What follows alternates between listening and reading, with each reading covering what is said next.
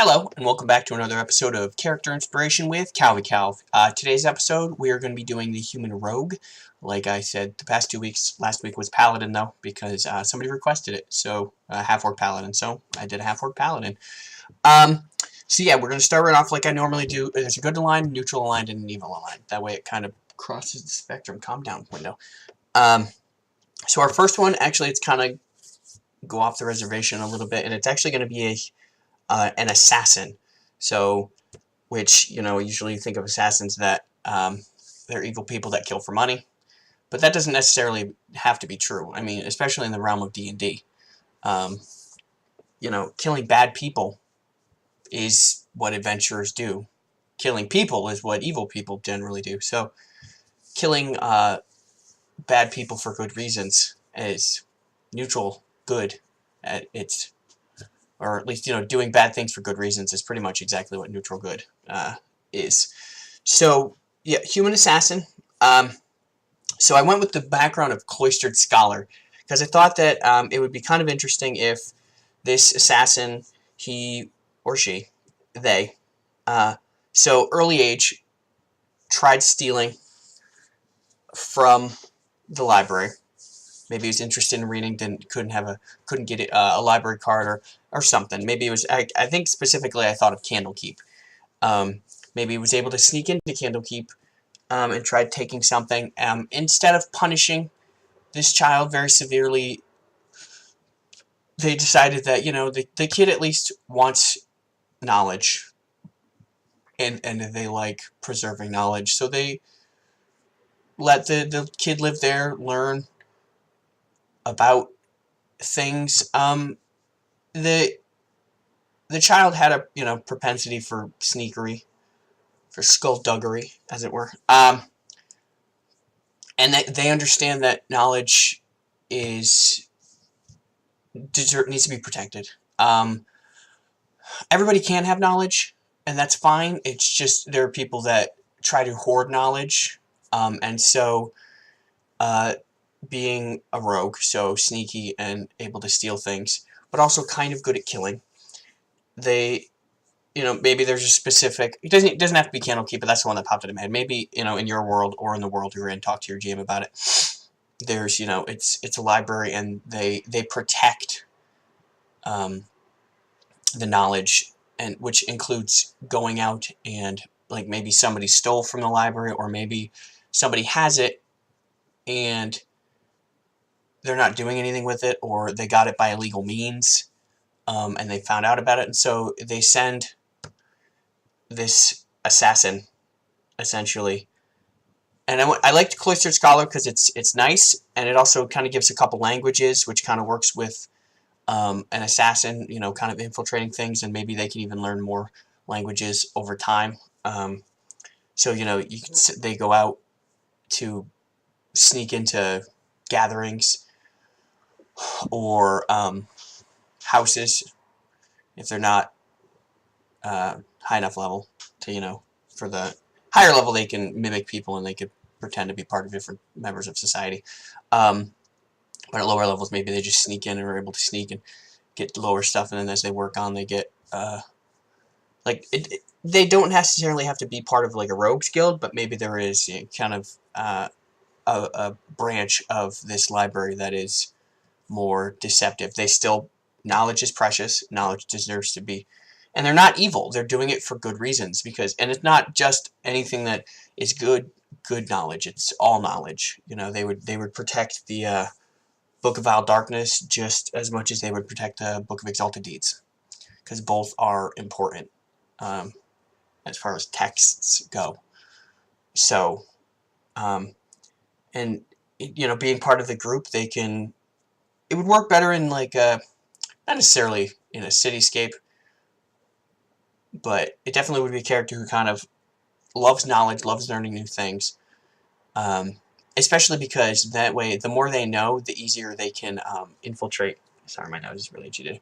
They can infiltrate groups and pretend to be a member of that group. If they infiltrate some club or something, but they know nothing about it, they're going to have a hard time passing off with it. Whereas if they have a lot of research, a lot of knowledge, they could at least have better than common. You know, it's like, oh, what's the secret password? I'm like, oh, I actually know this because I did some research in this and deciphering, I was able to figure it out. So, you know, and they're more specific for killing. So later on, that's kind of what they do is they sneak in, they assassinate, they get whatever knowledge the person is hoarding, they bring it back to the library so that it can be secured and protected. Because not everybody, you know, especially, you know, people that piss other people off, there's a good chance that their house will be ransacked and could lose that information permanently. So it's better to keep it somewhere that is magically protected and magically secure. So, or even it could be they're brainwashed. They're a good person and they think that they're doing these good things for good reasons, but they're actually not. The organization is lying to them, and maybe that's could be a plot point later on. Is that they, you know, like a lot of movies, they realize that the organization they work for is actually corrupt, and then they kind of they fight against it. So the second one, the neutral aligned one, I'm going to go Swashbuckler. And I really like the idea of the Swashbuckler being an entertainer. So the Swashbuckler was traveling. Could be with or without the family. I mean, it's one of those things where, you know, their parents could be alive, they could be dead. It's hard to tell. I mean, with a rogue, though, usually you assume that if they're a rogue, then they're probably don't have parents that are alive, or at least in their life. So the Swashbuckler was shipwrecked, actually, and I had contemplated being sailor, but I liked entertainer a little bit because that way they can actually, and I think, oh shit, I'm not even switching back and forth. I'm just out of it today. Nope, Sword to Coast. Cloistered Scholar. They get 2 languages. Sorry, go back to Assassinate History, which is knowledge, and they get 2 knowledges, which makes sense. Language, they get 2, and they look like, and they get library access, so they can go into other libraries. Xanathars. Swashbuckler. So they're very elegant, and you know, maybe that's something they picked up while they were, you know, an entertainer. They're a tumbler, or maybe they do, you know, performance fencing or whatever, and you know, they're a traveling band. And apparently this traveling group has a boat, or at least has been on a boat, or have access to a boat on occasion. So maybe they know something about the sea, so you can justify, especially if it's a. I mean, you could go sailor, but if you're going to spend some time on the sea, some time on land, you know, acrobatic performance, disguise. As a rogue, disguise is good. One type of musical instrument. So I mean, it's and then actor, dancer, fighter, jester, juggler, instrumentalist, poet, singer, storyteller, tumbler. So this rogue, this swashbuckler, was maybe at a young age was on a ship that got, you know, maybe got wrecked by the sea, or maybe it got attacked and the child was able to escape or something. It was left adrift, and this ship, this traveling group, just so happened to be traveling by and actually rescued the child, and so kind of adopted them into the traveling troupe. And you know, maybe they did perform. Maybe there's, you know, there are islands. Maybe they traveled to islands and performed, and the kid kind of earned their way. Sorry, and then they pick up like sword fighting because they're like, oh, that's kind of nifty, and you know, they could have had a trainer, you know, a person teaching them how to swashbuckle. But you know, they're, you know, a traveling troupe, so they probably also kind of not necessarily, they don't have to be con artists, but you know, they're there to make money, and so that could be where the kid learned, you know, some things. It's a traveling group, so they, you know, you could justify learning. Rogues get a lot: acrobatics, athletics, deception, insight, intimidation, investigation, perception, performance, persuasion, sleight of hand, and stealth. So, I mean, maybe with a swashbuckler, stealth doesn't make sense. Sleight of hand might make sense. Performance definitely makes sense, but you get performance from entertainer and acrobatics. So, deception, you know, you're sneaky. Insight, being part of fencing, is seeing feints of, you know, so they can detect perceiving things. So I mean, this character grew up as a traveling troupe. I mean, they also get thieves' tools, so they know how to pick a lock. Probably, you know, Maybe they also were. Maybe they also did escapism. They escaped out. They entertainer. Like Houdini, they escaped cuffs, or they escaped a locked chest, and so they had to practice in and out. And then maybe they decide they want to go in on their own, or maybe they're in a town, kind of similar to how it all depends on the GM in the game. Maybe they, similar to Critical Role, like Mollymock. He is an entertainer. He comes to a city, and then some stuff goes down, and he joins this random group because they helped. Or maybe he wants to go off on his own for a little while. He knows that they've been traveling for a while. He appreciates what they've done. Maybe he tries to kind of make it on his own.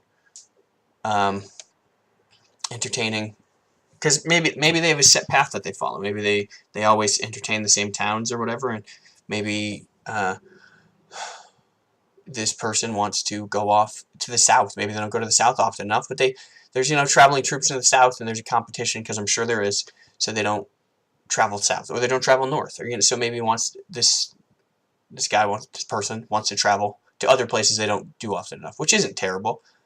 Maybe they're scouting. They're scouting other villages. They'll entertain. They'll be like, I know this traveling troupe, if you guys would be interested. And maybe they're scouting, and then maybe that's where they meet the group. Or it would be really kind of cool if, as the scouting idea, maybe the whole group, they don't all have to have the entertainer background. Because, some of them could be, like, if it's a fighter, they could be, a guard. If it's a cleric, they can be just, heal for whenever somebody gets injured, or a druid, the person who, talks to the animals or whatever. Different classes, so your whole group could be a troop of entertainers. Not the whole group, but part of, and they decide to go scout out new places while the other, 15 people or whatever are going. And maybe they get pulled into some elaborate plot, or maybe they're just going town to town doing some adventures and being like, hey, we have this troop that we're a part of. Would you guys be interested in them coming through here at some point? Or maybe maybe they want to go and start their own troop. So maybe they are a troop, and that'd actually be really cool. So there's a lot of things you could do. And Swashbuckler is really a solid build. Xanathars. They're good at fighting by themselves. They go fast.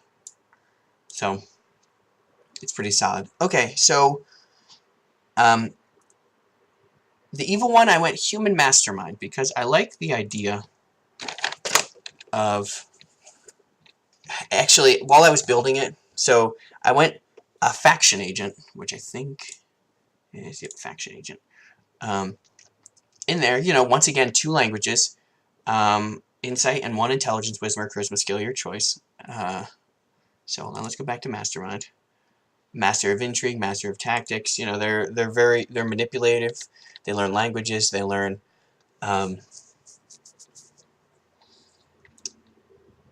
forgery, disguise, gaming. They're very solid. And then especially the thing that they can pretend to be somebody. So I was actually thinking, and if you've played BioShock, which if you haven't, you can just watch the videos here on my channel. So faction agent, they left home at a young age to learn how to trick people. They've always been kind of good at kind of manipulating people, and so they left home to kind of practice that. I wanted to kind of, I didn't like the con artist background as much. Oh no, that's in here. The charlatan. I didn't like charlatan because they're not in it to just con people. They're not in it just for the money. They want it because they can. It's charlatans kind of trick people for money, whereas this mastermind, he wants to control people. He wants to. It's kind of similar to the assassin. Like they want the knowledge. Learning these different things. You could pretend to be these different people. It's way more intriguing to be that deceptive, and so that's why.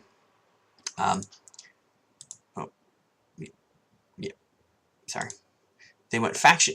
Maybe they joined. They were able to manipulate, and maybe they joined a faction. And I was thinking the Harpers. Even the Harpers aren't. They're generally good because they seek out information and stuff like that. and maybe that's where they're a Harper, but they could pretend to be different people.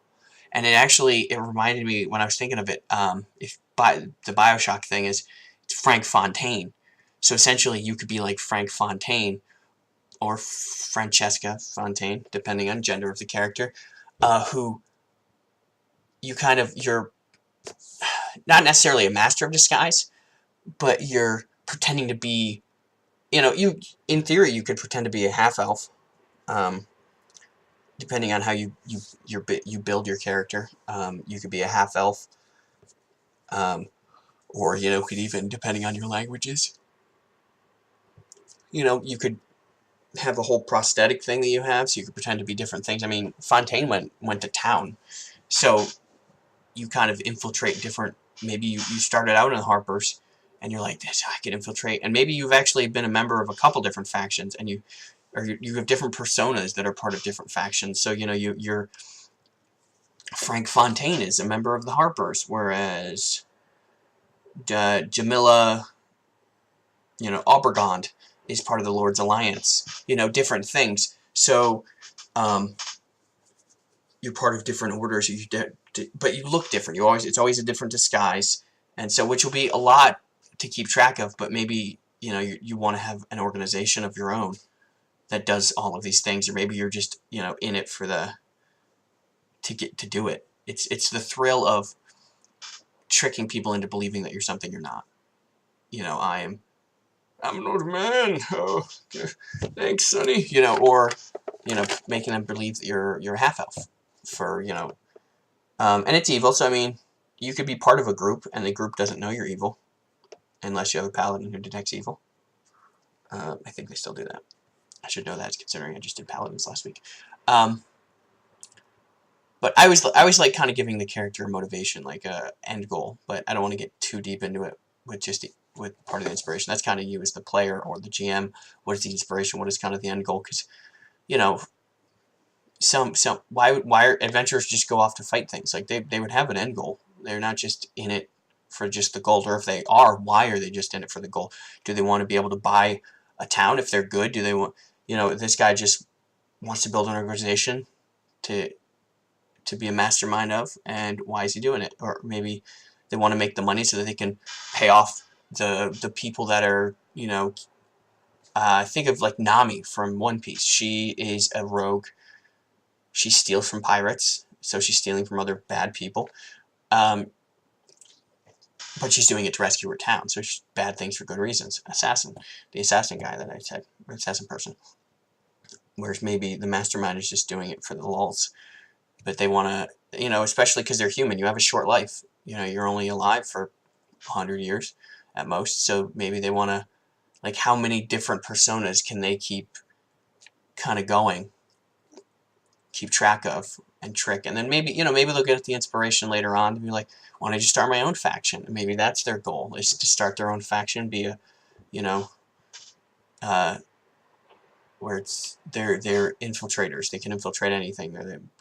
I think they're probably ones from 3rd edition, Order of the Hidden Face or something. Excuse me.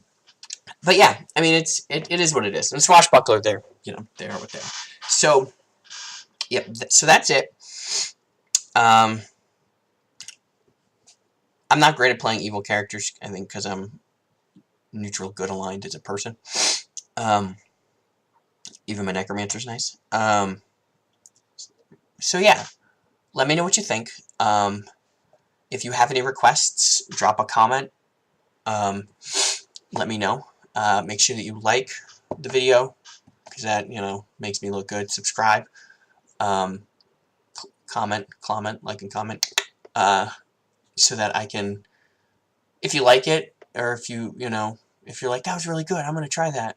That makes me feel good as a, like, I've been playing for a long time. It's nice that other people would think that, like, that's a sweet idea. Like the guy I did the Paladins for, he really liked all the ideas, and he's not gonna do exactly that, but it gave him some direction, and so he's gonna incorporate a little bit, maybe what I did for the neutral background that I went with, the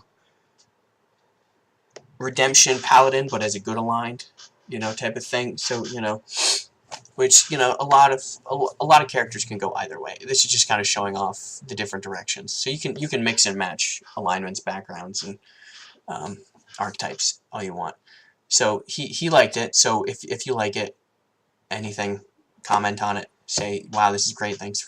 Or not half bad. Or if you think it's shit, tell me you're like, I think it's fucking garbage. I think you should get a life. And then I'll probably swear at you. Because that's not criticism, that's just you being a douche. Constructive criticism. Always constructive criticism. Be like, I like what you said about this, but maybe you could try like that. And then we can have a discussion. And I love discussions. So, make sure you hit the bell ding, to get notifications about when my future videos come out, whether it's my gaming videos or my streaming episodes that I do every Saturday, or the next episode of D&D Character Inspiration. Yeah, so thanks for watching, and as always, I'll catch you guys next time. Kev out.